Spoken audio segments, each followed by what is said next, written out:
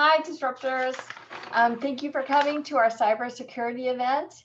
I wanted to introduce you, thank you to our sponsors, Esther Dyson for supporting our Disruptive Technologists monthly newsletter, Microsoft Reactor for supporting our mission, Uplex offices, who are giving away 5 webinar attendees will get 2-day free passes to use global offices. And all you have to do is send in your name, your title, and your company to info@disruptivetechnologists.com. We also have Rebecca Costa, who's giving away her books, On the Verge and The Watchman's Rattle. Same, just send in your name. What we do is we put it into a bowl. We print out the emails and we put it into a bowl. We just pick randomly. And I wanted to thank Zeotag.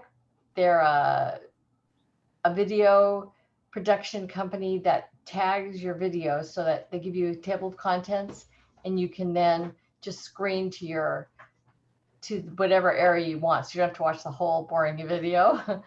And I want to give you a heads up, and Oliver will reiterate this at the end, about the fireside chat next Wednesday at 6 o'clock. It's July 14th, same time, just 1 hour. If you don't have time to get all your questions answered, we'll answer those in a week from now. And Oliver is our AI expert, and he's also our moderator for our Disruptive Technologists. And welcome. Thanks, Oliver. And thanks to everyone for joining. We're so excited to have you. Go for it. Fantastic. Well, thank you everyone for joining on this talk on cybersecurity, where we are at the moment and what we could be doing better.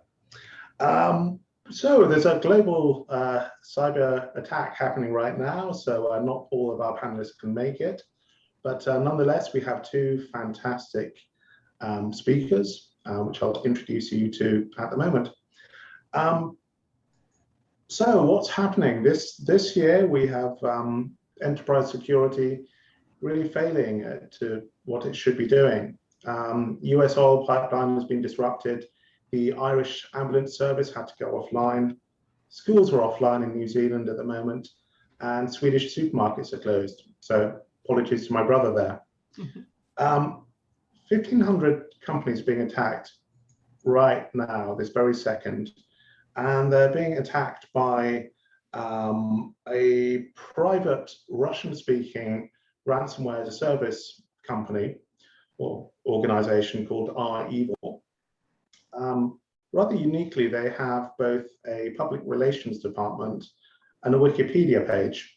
So I think the landscape is changing. So without further ado, I'll let the 2 fantastic panelists tonight introduce themselves. Minerva, do you want to go first? Sure. Hi, everyone. Minerva Tantoco.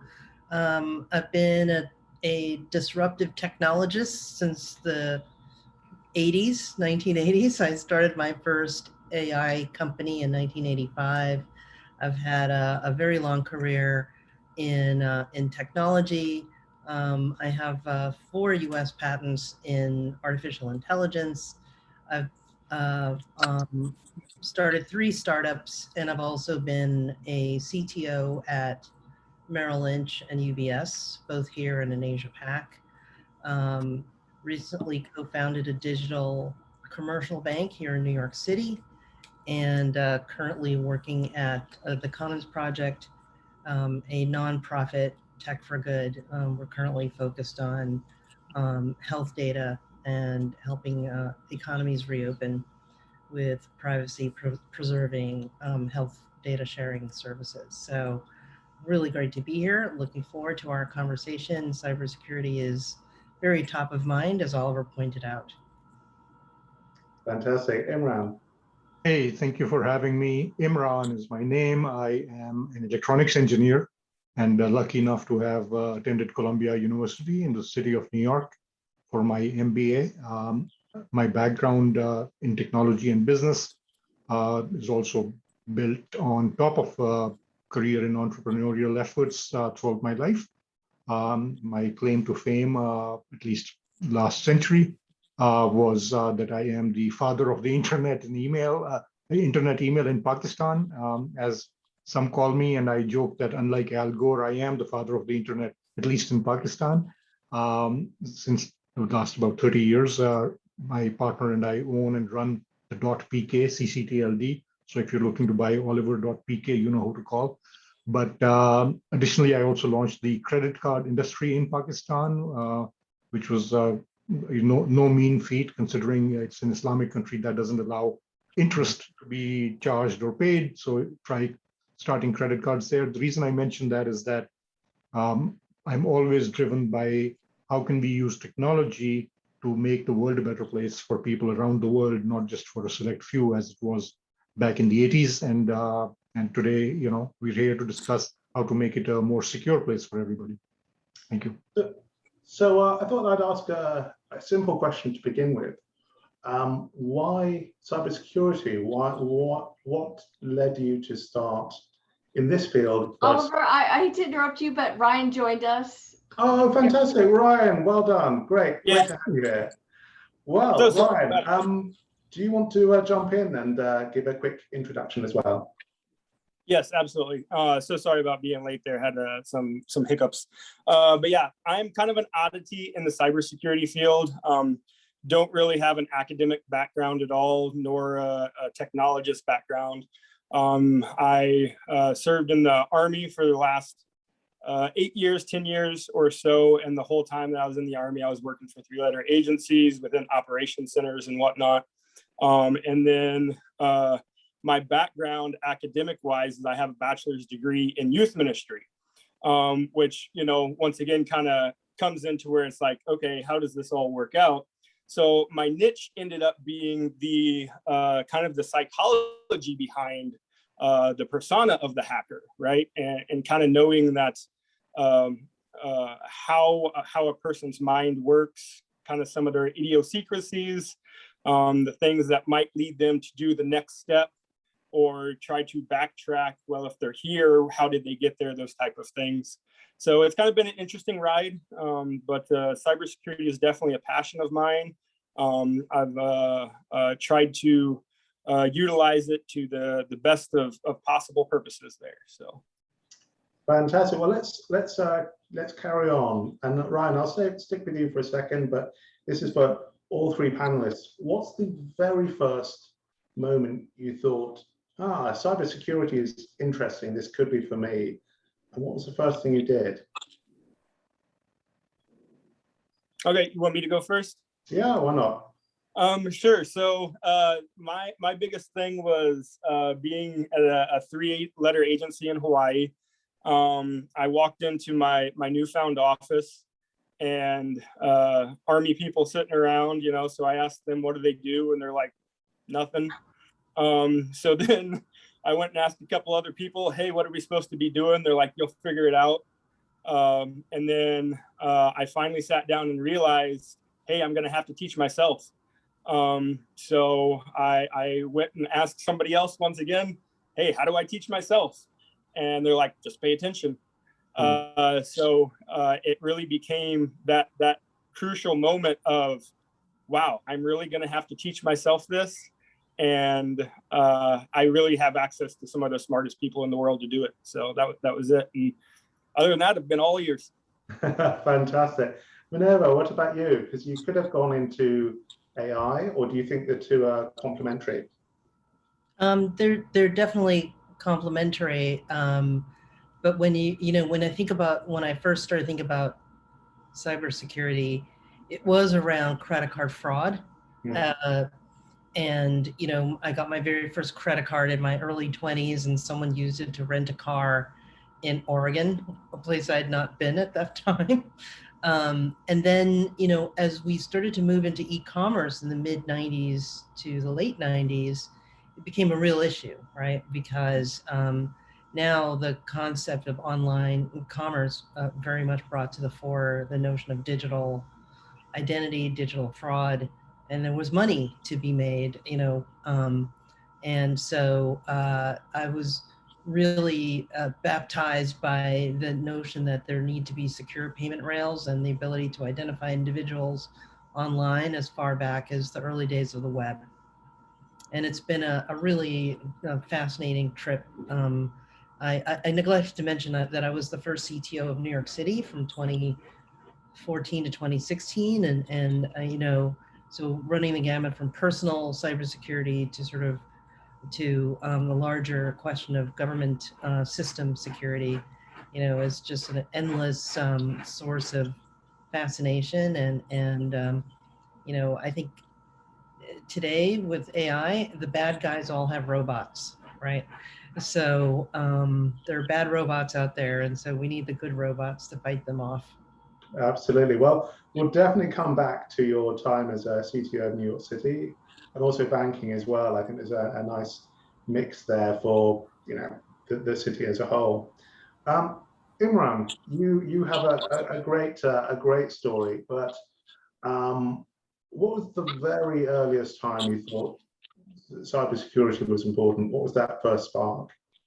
So it's interesting that even though I've been in technology since literally the inception of the computing revolution as we know it, I consider myself a lifetime and a lifelong novice and student of InfoSec and cybersecurity because the field is so complex and the threat landscape growing so vast and deep at the same time that there's no way anybody can be really, at least I cannot be an expert.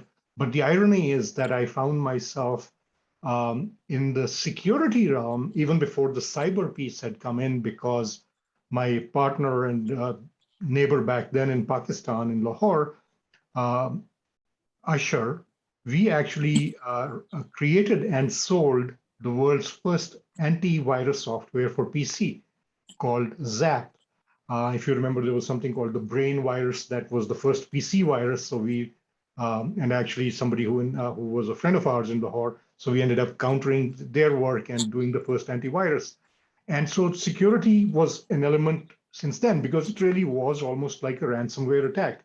The first brain virus was actually something that would not let you log into your PC because it would show you a cookie monster, and you had to type in the word COOKIE to feed the cookie monster, and then he would let you log into the PC. So ransomware has been around since back then. It's been around for a long time, absolutely. Absolutely, and it's now just out of control. So that was the sort of the early security play. But then having launched the internet and the credit card industry in Pakistan, and also having the privilege of being the first person from the civilian side to have gone in to present and advise the top brass at the U.S. Space and Upper Atmosphere Missile Defense Command in a nameless mountain in Alabama somewhere back in the late 90s. That's when I basically was shocked when some of them were not really paying attention to the fact that China and other countries like that would be the next big threat to us, and it wouldn't be missiles, but basically payloads coming over the wire. So actually sticking on this just for a second, and this again is for all three, and you come from very different places, different backgrounds. We have nation states now using cyber warfare as a proxy war. Do you think the US government could take a stronger role or position? I mean, can it do much in this situation, or is it is this the new normal? Imran, I know you've got some background in this, but I'd like all three of you to kind of come in with your experiences. Thank you. That's such a great, complex question, but the simple answer is yes and yes. The US government has to do more about it, but keep in mind that we also have to be cognizant that all countries do this, and since we have greater technology capabilities, some of those same state actors can turn around to us and say, you guys started it, and you guys and gals actually. And so we have to sort of do a balancing act between what is our ability to secure ourselves, keep an ability to take down the resources or networks of our enemies in a but that seems somewhat naive when the NSA had tools which are now out there in the open. You can't take them back. Agreed. Agreed. Now, what's the solution? I mean, it's fantastically Windows has a clause in there that you can't use Windows on a foreign nuclear submarine. I mean, where can we go from here? I think, keep in mind, there's always been war between empires and battles between empires, etc. So in the Cold War era, we had nuclear deterrence, we did nuclear tests, but nobody actually fired an actual missile at another superpower that had missiles, etc. You had Cold War spies. I'll just stop you there. If we could jump over to Ryan. Ryan, you've been on the, on the inside of this in a very different sort of way. What are you seeing? I mean, is this diplomatic solutions? Is it a technology solution? What do you think? Well, I always break everything down to people, processes, and products, right? So with those three things, the people side is really, kind of what your question is based upon. And it comes at least from the US front, the NSA cyber command divide, right? So we have a lot of China, Russia, very much have this divide between their criminal organizations and their government-run organizations. But we also know that both of those countries, nothing happens without, government approval. Same way with Iran, right? So they can hide all they want as far as we didn't have anything to do with it, right? But as far as U.S., we do have very stringent authorities, and we exercise those authorities. And that's one of the fundamental training academic pieces whenever we're going through things is what is my authority to do here, and what am I allowed to do? And if I don't have the authority, the operation is nixed. So that was kind of the inception of Cyber Command, because we fight foreign adversaries with our military, right? We're diplomatic with our government agencies, but we fight with our military. So how do we give, these skill sets that NSA, CIA, FBI have to this military function? Insert Cyber Command. It's in its, infancy. It's still going, but they do have the authority. They're building up the skill set, and then people's process products. We'll get there eventually. Just slow steps. Yeah. Do you feel it's a fair fight? I mean, do you feel the US has got the upper hand? And at the moment, do they just need more boots on the ground, as it were, more people with knowledge? I definitely think it's a fair fight. We are the greatest nation in the world. We have the most resources, all those good things that you hear people talk about. But the reality is they've been doing this for a long time, right? Russia's had a deception office since I think 1923, possibly. China's been hacking the heck out of us for quite a while, stealing proprietary information, making their own version of it, and then going from there. But the reality is, yeah, we like I said, are in the infancy. We've got to build it up, and as it goes, it's gonna. I can't say it's gonna get to where kinetic warfare is, to where it's like countries are being destroyed or anything like that. But I mean, previous employer, I worked for. Yeah, I worked for. Great segue. I'd like to jump in real quick, because I think there's an element of this where there does need to be a public and private corporate cooperation, right? Because military targets, it may be a private company, right, that handles its own security. And so I think sort of some attention on not just cybercrime, but cyber terrorism and other forms of attacks, and how we're kind of dividing protection of US government systems versus protection of private corporate systems, right, or banks and things like that. I think we could start to look at things more holistically, right, and how we could work together, both public and private sectors, to protect our assets, which are both public and private assets. Does that make sense? Yeah, absolutely.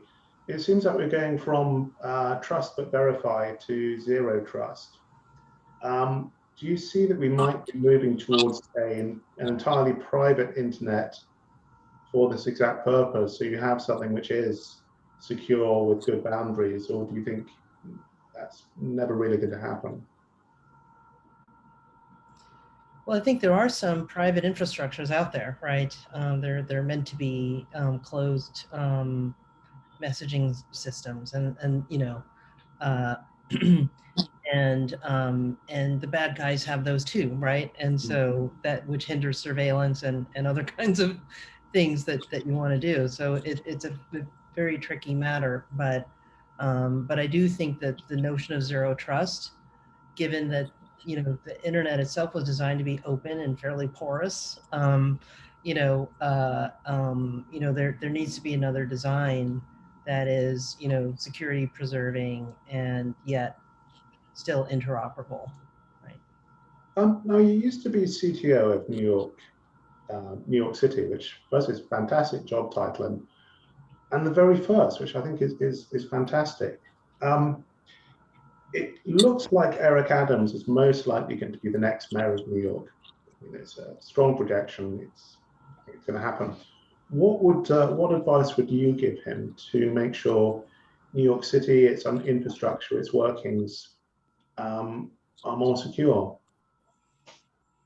Well, I think some of those structures are in place. I think it would be really great, in addition to a CTO, which is a mayor's office, to establish a commissioner of technology, a deputy mayor for technology. I think that function of connecting the dots across the agencies. So, you know, we do have, of course, you know, an incredible security group within NYPD, right? But we also need a security approach to our public hospitals, to our public housing.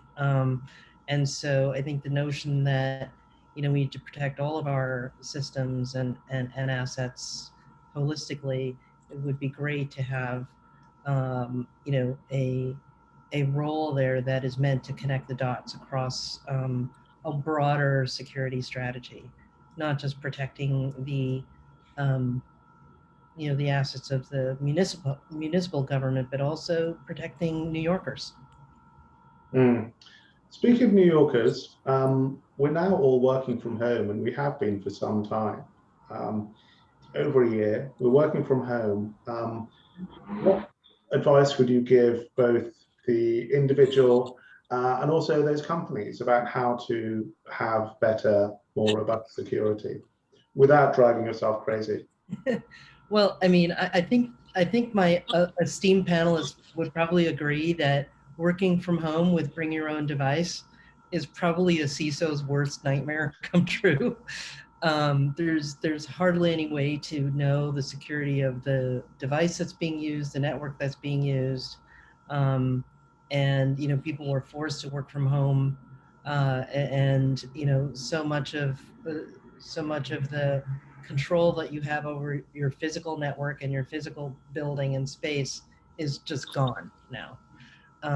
And so much more relies on the individual's work. I think, you know, I think a lot of companies are still working through what those policies should be and how to enforce them on a work from home basis. I mean, I'm sure you both have some real ideas here, but, you know, as an individual, as an employee and as an individual, you know, just, you know, make sure that your network is secure, you have, you know, regularly changing passwords, you update all the patches at all times, and you know, keep an eye out on for any unusual activity, and just, you know, expect to be hacked, basically.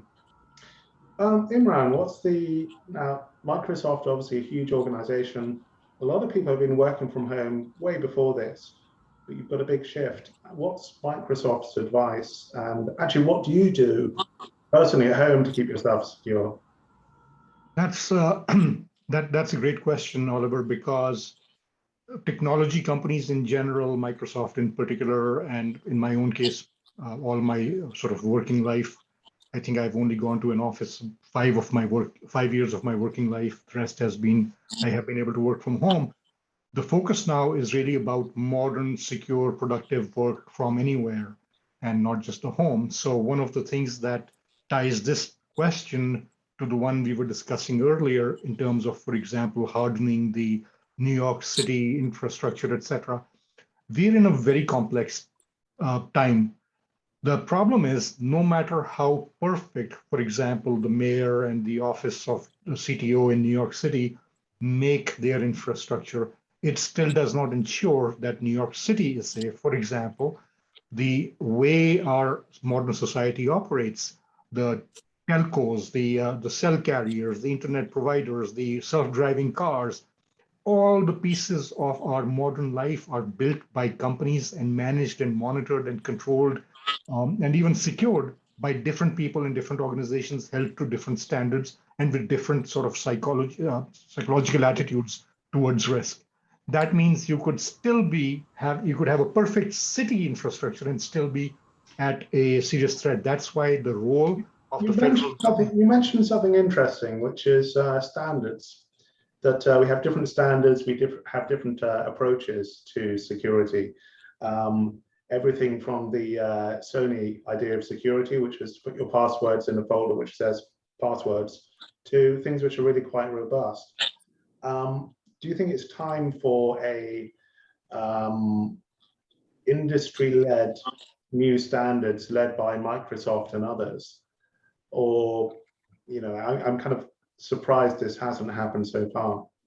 So on the standards front, far smarter and better looking people than me at Microsoft and other companies, this is their bread and butter. This is what they live and breathe day in, day out. The problem is we are living in an industry, in a society, in a world where everything is evolving, and the more the technology gets powerful, the greater the acceleration of innovation. The greater the rate of innovation and new things and new products and new features, the greater the attack surface expands and the harder it becomes to have a standard. In the old days, you could say, hey, we all have, 32, whatever it was, 48-bit modems, kilobit modems. Yeah. Everybody will have the same standards. Today, your watch may have a different standard, a different designer, a different company, and then the apps on that. So the problem is, I don't think anybody can build a global standard of security for the planet. Each of the discrete pieces will have to be, improved and hardened every day, every minute. The mindset has to become security first. It literally has to be part of the inventor's mindset. Actually, I'll just move over on that exact note. Brian, the US Army, the Defense Department, has a pretty good rule book on security and the do's and don'ts. What's been the most interesting things that you can share in terms of general approaches and ways to keep safe, that you keep safe there? I would say the most interesting one that I saw recently only lasted about a week. It was literally, I think maybe a month, 2 months ago, where the US Army was going to say that all service, and remember, we have rights as US citizens, but once you join the United States military, you don't have those rights, So they wanted everyone to get rid of all IoT devices in their work from home environment, right? And it was just a general blanket, right? Mm-hmm. And it lasted about a week, 2 weeks, and they're like, okay, that wasn't a good idea. But the thing was, though, the letter of the law versus the intent of the law, right? That we always talk about with so many things is it didn't define environment, it didn't define IoT devices. It just kind of said, yeah, it would be safer if it was like this, right? But with that, moving back to the kinetic side of warfare, right? The reason that the United States military is so hard to fight is because we don't follow our own rule books, right? So the government says, or the military says, hey, this is what you need to do, this is what you don't need to do.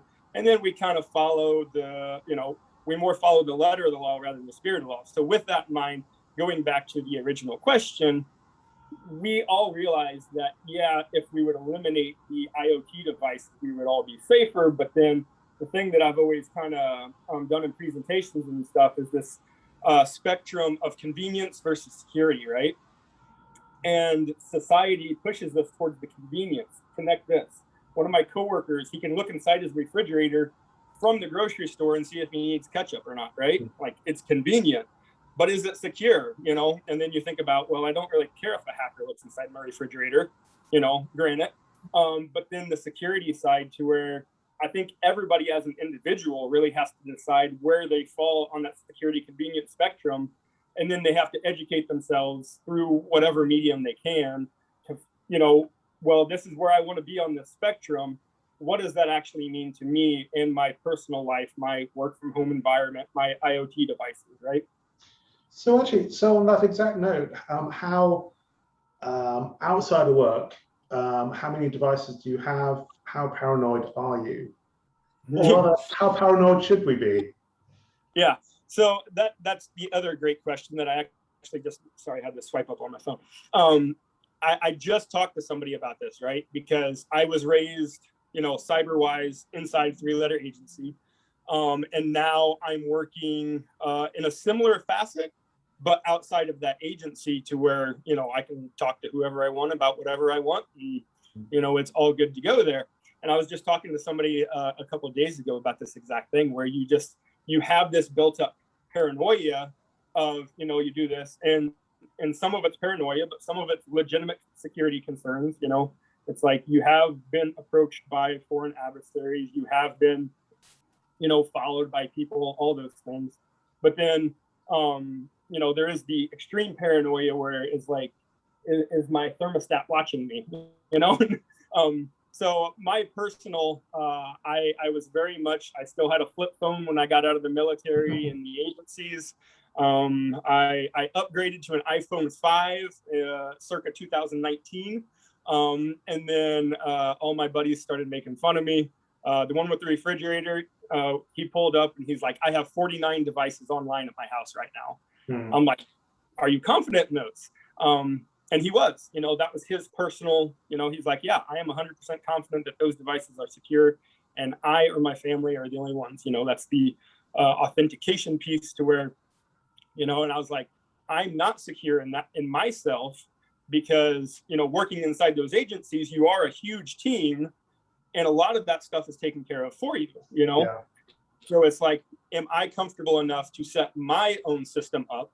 I'm not to where I can put 49 devices on, but, you know, I'm trying to get there, and I've got a smart thermostat now, and I've got, you know, all these home integrations that I would have never thought about 2 years ago. Imran, do you have smart devices in your house? Are they Windows based, and do you trust them? I think I have 49 smart devices around me right now. I was literally counting as we were talking, but it does go back to the question I think somebody in the audience also asked. Innovation, which is like my passion, it's from my childhood, innovation, and then today's reality, security first. Quite frankly, at the end of the day, convenience will always trump. In culture, it will always be there, because people will get addicted to the convenience. When I was CEO of EverTrack, the world's first moving map, location-aware asset tracking company, we worked with the DoD in Desert Storm 1, being able to track resources there. People at that time were afraid of the GPS chip being put in their phone. And people said, people will never accept it. And I said, they will, because the convenience factor will outweigh everything else. In terms of, does innovation get crippled by this security first? It might be slowed down, but I'll actually turn that question around, or that whole premise around, and say, innovation means being able to innovate with security at the heart of your thinking from day one. So it's actually 2 layers of innovation now. You're innovating in your smart device or whatever, but then you also innovate on the security piece of it. So it's a double opportunity for innovation and to make the world a better, more secure place, in my humble opinion. Minerva, do you have many smart devices, and do you agree with the convenience first? Or do you think it really depends on situation? I mean, you work with banks, you work with all sorts of folks where a lack of security is a big issue. Yeah, I think, you know, I think I am, admit, people tell me I'm paranoid, so I'm going to take their word for it. But I do love to play with new things. And so I do try to experiment with, IoT, new technologies. I mean, there was a time where, Ryan, right? If you were a soldier, you couldn't have a Fitbit because with your GPS turned on, because guess what? People could figure out where the army was at any given time, based on their Fitbits. And so, I love Imran's notion of security first. I think the next innovation is going to have to be, how do we make security automatic? I think the biggest problem is, if just having a device or having a ring on your doorbell, you have to understand the security of it, know what level of encryption you need, and have all kinds of password saving devices. And so to me, next real innovation should be automatic security, sort of context sensitive, easy to use for the regular person, and have systems that are secure first, but also make it automatic, more automated. So on that very note, AI, is that going to get us there? Should we have an end to passwords as they are at the moment? And social engineering. I mean, it seems three very different things, but it feels like our security on the whole still isn't where it should be. Ava, what do you think? I mean, is this an AI problem or solution? And how does this tie in with social engineering, which is still very, very good? Yeah, I think, as I said, there's some pretty bad robots out there. And, I find every day I have to say 5 times that I am not a robot, right? I have to prove now that I'm not a robot to use the internet. Half the day I spend, clicking on things to prove I'm not a robot. But kidding aside, I think, AI can absolutely be helpful in detecting anomalies, strange patterns. There's lots of great software out there that'll do that. Look through your logs and check. I think, detecting those things is very important. Even more important is the response, right? So people, if you assume you're going to be hacked, I think it's still very people driven. What do you do in that case? What is your response? What is the level of, especially in finance, what is the level of notification, information sharing that you're required to do if there's a known attack happening? And because believe me, bad guys all talk to each other. You're involved in a new bank. Is the security? Can't talk too much about it, but what's the general approach to security there?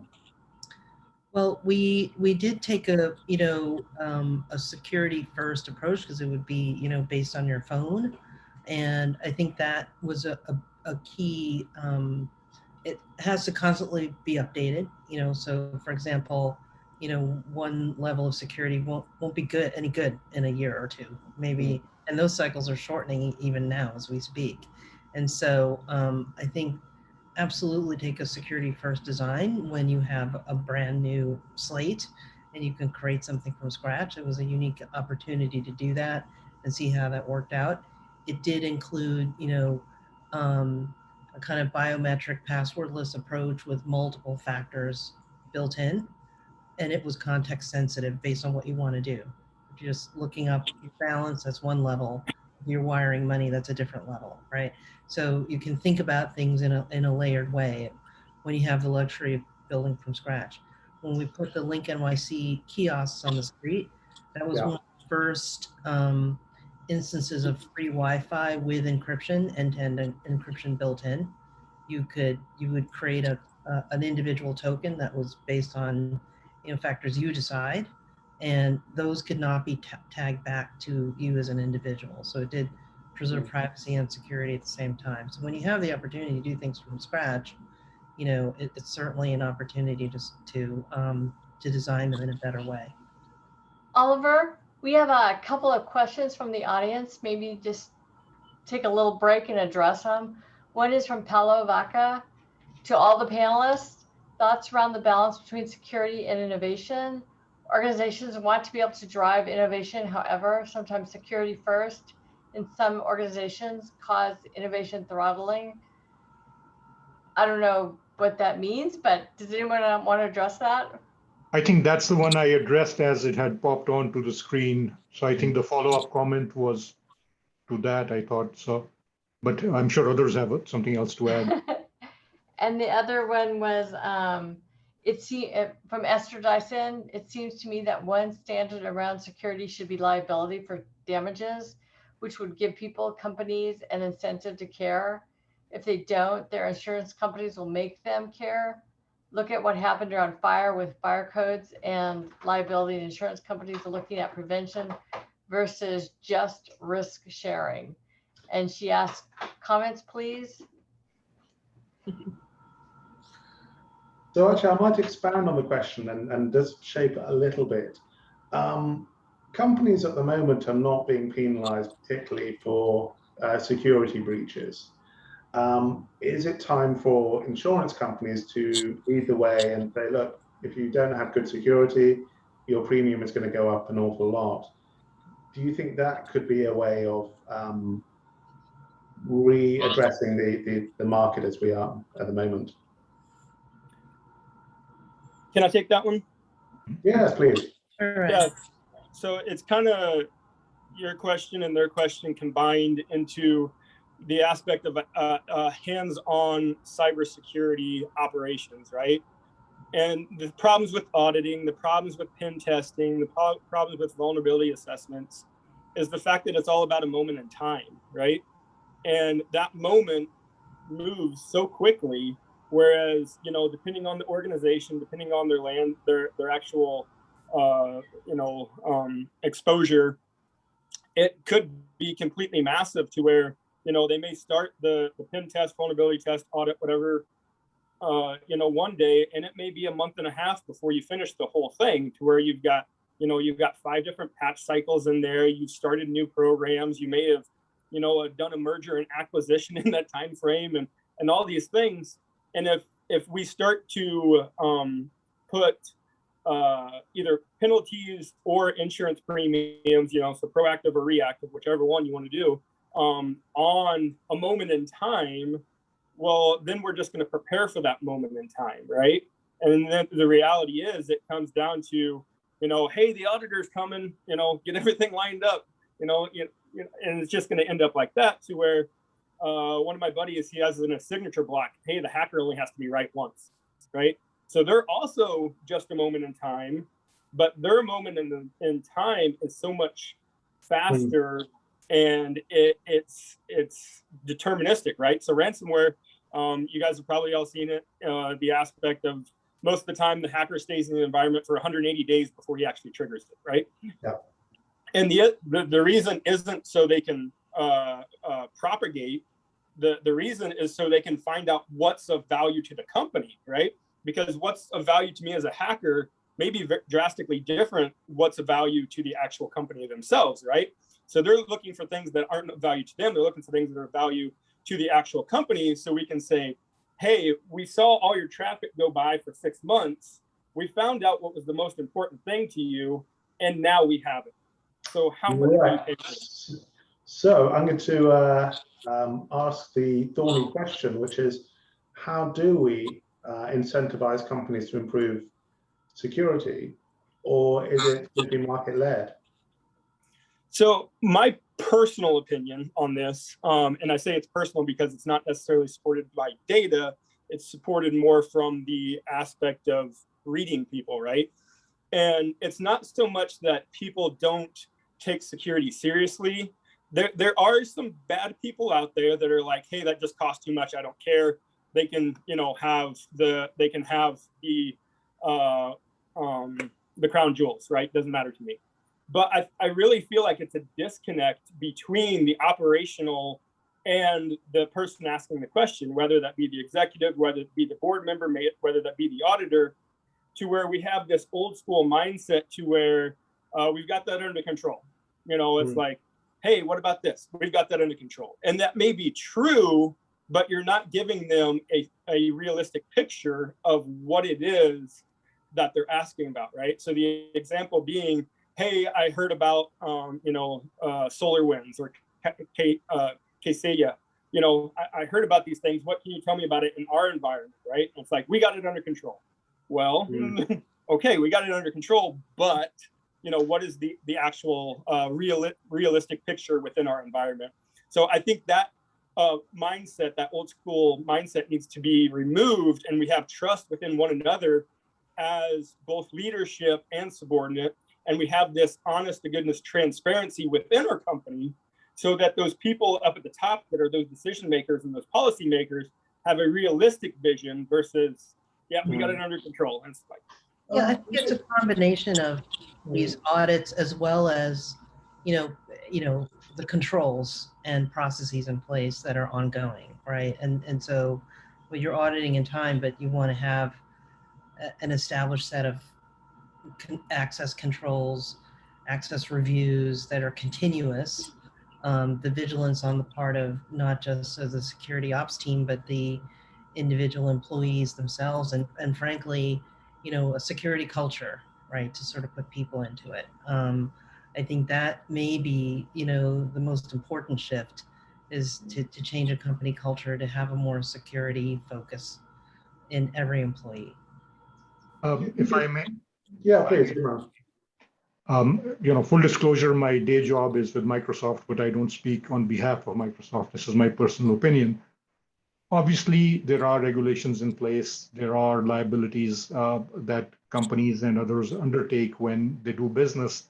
If a bank has a massive breach and loses data and is hit with millions in fines, there's nothing stopping them from hitting their software vendor. In addition, I think the market itself also penalizes bad security. So even the platform we are speaking on right now did suffer from some of that bad press in the past. Even in the case of if you're a large company, the fact that you have a breach can literally have a financial impact, which could be bigger than anybody giving you $100 million fine, and your market capitalization dropped by $2 billion the next day. That's a much bigger penalty, quite frankly. So those things are built into the market systems. Can they be better? Yes, absolutely. If you're a medium-sized company, you could be driven out of business. If you're a startup who did something that was insecure, you won't get funding and will not exist. So those things already play out. I think, again, one of the things that I said earlier was we need security to be part and parcel of the thinking, from operations to design to architecture to literally even like discussing financial details of things at every part of society. And without that, it would be like you'll still always have an Achilles heel, which will get you in trouble. And that's where the role of the US government can be as much inwards looking, ensuring that there is more and more of a focus on InfoSec and other types of security at the business and organization and individual levels, but that there are laws on the books that do hold the people who are the bad robots, as Minerva said, that they are held to account. It's not a slap on the wrist. And if there are nation state actors at play, it is time that they paid some price. It doesn't have to be nukes fired off at a country, but just saying, hey, we can do things to you is not going to cut it anymore. And that's why I think it's top to bottom, all of us are in this together. And that's my story, and I'm sticking to it. Oliver? Let's for a second talk about good robots. Building good robots, some of the approaches, and also some of the skills and people needed to do this. Minerva, do you want to go first? Because I think we all need good robots right now. Sure. Well, I mean, there actually is a lot of work being done, particularly in finance, to detect money laundering, trafficking patterns, catching the bad guys with fake crypto wallets and things like that. All really good, robot work. I think, part of it is not to think of it as an extra thing, right? So if we made it a requirement for IoT to all have a security framework that went with it, that would be a big help, right? Why should the user have to set that up? There should already be some standards, security standards for all IoT devices, right? And that those standards are updated and patched and so forth. I think when we think about connected things, we don't actually think about the fact that, well, that was just a trash can before, and now it's a connected trash can. that might detect, people's phone numbers walking by. So those things have to be, set up in advance, instead of kind of playing good robot after the bad guys. So I think there's a good robot, and then there's the good robot framework that has to go with it. Yeah. Ryan, how would you build a good robot? What's most important to you?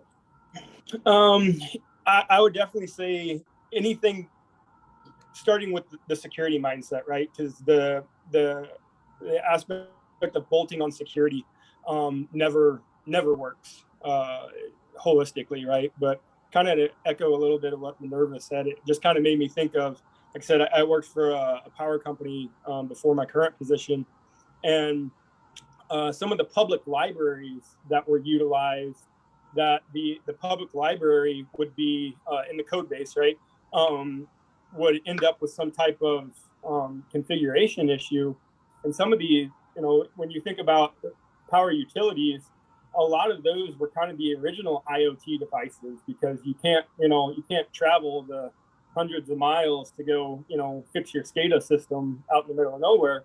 So they've been remotely accessing those for quite a while. And with that, we came up with some issues a couple years ago to where I believe one of the public libraries had like 22 vulnerabilities in it. Another one had like 11 in it. And the reality is that public library was written in the 90s, and it's still being utilized today, right? Security wasn't a thing in the 90s, holistically. It was kind of, so you'd like a more updated good robot, or not? Yeah, exactly. A good robot just to update things, maybe it's enough. Yeah, there you go. Yeah. Yeah. But the reality of something being used for 30 years and having no issues whatsoever, and then all of a sudden people start poking around at it, they're like, this isn't secure at all.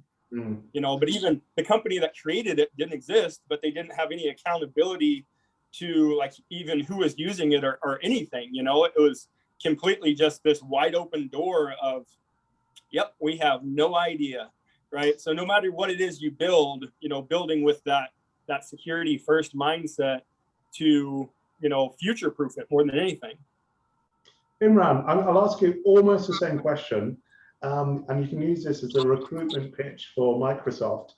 But what are the skills needed to build new robots, good robots of tomorrow? So I'll use the previous topic as a segue, the previous statement by Ryan. As I said earlier, right, security first has to be the mindset. And future proofing is, of course, a great ideal, but at the same time, we don't want to be claiming to be so smart that we've already imagined what the world will be like 30 years from now. I want to be surprised by things 5 years from now, or even 2 years from now.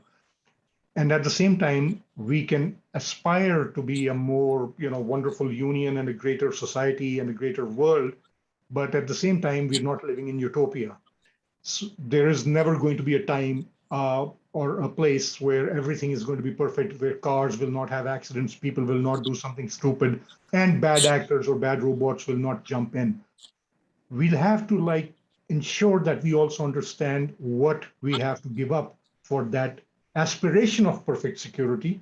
What about our aspiration of perfect privacy, for example? There are trade-offs to be made. Even as a Pakistani-born Muslim American, I would not want to live in Saudi Arabia, regardless of how much money I was given and how much security I had, if I cannot have free thought and the freedom of speech. And so part of what makes us human is something we have to make sure that we embrace the surprises of life, the risks of life, even the happy and unhappy sometimes accidents of life are part of what life is, what makes us human. So if we don't lose sight of that, if we keep that human element in our design of processes, if I am an engineer, if I'm a developer, if I am a UX designer, if I keep in mind that I want the world to be a better place, not a perfect place, a safer place, not the perfect place, I think you already have the credentials to be a great developer of whatever the future holds. Fantastic. So, talking of safer and better places, I've got one last question for the panel. What is one piece of software or one app or something you love, which you feel makes things safer for you? Imran, we'll start with you. That's going to be a loaded question for me because I love using Microsoft Teams, as you all know. Oh, no, come on, something new, something not Microsoft. What do you use on your phone or what's an app you use often? To be quite honest, the best security app on the planet, whether you use an iPhone or a Windows laptop or a Mac OS device, is your own brain and your own head. Before you click on something, before you open a file, before you send a message, think. That's the best AI, actually best real AI. I think we're living in a time where AI, I always tell you that artificial intelligence will never be able to overcome natural stupidity. So as long as you can keep a hold of that mind and put that to good use, we should be fine. Fantastic. Ryan, what about you? What apps or security devices, software, what do you love? I mean, can we name drop here, or Absolutely, yes, please do. Okay. So an app that I started using a few years ago is called Armor Text, and it's just secure communications. It's encrypted at both the application layer and the device layer. So, and it is portable across devices. It works on all different platforms and everything, you know, mobile and desktop and everything. But the reality is, in the communities that I work in, right, and all the different agencies, and like I said, the authorities, right? So something at this agency may be classified at this level, and something at this agency might be classified at a different level. So it becomes kind of gray whenever we have threat intelligence, you know. And of course, the platform itself, Armor Text, is not classified, right? But it just kind of gives you this sense of, okay, I know who I'm talking to. I know that what I am talking about is secure, and I don't have to necessarily self-censor. I can share those things, and the operations that I do are global, you know, and the idea that I can, you know, do it on my work laptop versus my cell phone, and it's the exact same conversations, you know, because like I said, the encryption across the devices can be read into each other. It's made my life a whole heck of a lot easier and kind of given me a warm fuzzy more than anything. Fantastic. I'll get you to put the link in the chat if you could. Minerva, you have the last words. What devices, apps, what do you love? What makes you feel more secure? Well, I pretty much use all of them, and I rotate them. So different password keepers, different firewalls, different ones. As sort of change is the only constant. I think this sort of notion that as long as I'm moving target, I have less chance to get hit. But Imran's totally on right, which is your own brain is your best weapon against these preferably a paranoid brain. I do want to make one last plug, which is for those students in the audience. You know, I hope this has inspired you to think about cybersecurity as a career. I think it's a fantastic, very fascinating, multidisciplinary area. And if you love this sort of thing, you know, definitely pursue a career in cyber. Absolutely. Use your head to make the world a better place. Fantastic. Well, on that note, thank you, panelists, very much indeed for a very exciting conversation. It's been fantastic. And just two quick notices. To anyone watching, let us know what technologies you'd like us to discuss here, and also what speakers you would like to hear from. So send us an email at the usual address, which is info@disruptivetechnologists.com, and we'll try and make that happen. Next week, there should be a fireside chat, so do send in any questions you'd like to be answered, and see you soon. Thank you so much. Thanks, everyone. Thanks. Have a great week. See you next week. I know. Bye. Stay safe. Thank you all. Thanks. Bye.